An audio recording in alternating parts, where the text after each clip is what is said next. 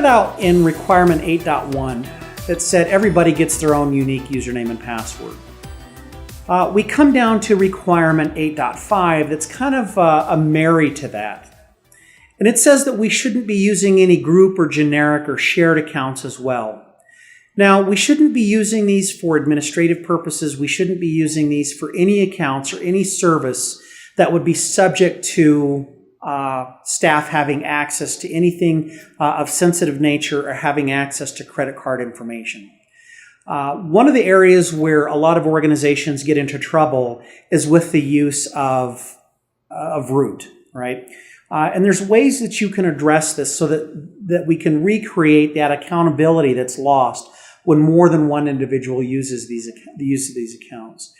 So if you have a Linux, Unix mainframe environment, if you have these accounts, the root account, for instance, that's being used, what I would recommend is using sudo to address the accountability aspect of these particular accounts.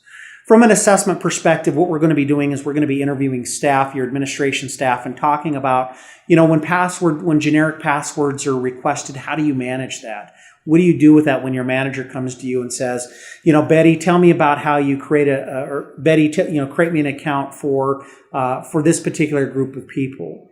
So we'll be interviewing staff about that. We'll be looking at your authentication store to try to look and to identify, do you have generic accounts?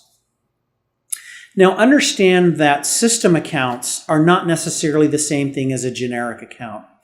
A system account is an account that's never used by an individual.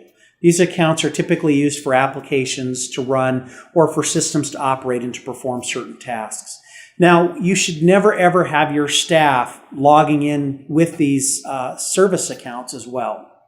So as part of this, understand the assessment processes. We're going to be asking for a list of all of your authentication directories. We're going to look at all of your places where you're authenticating, all of your applications, and look to make sure that you're not sharing or using generic accounts.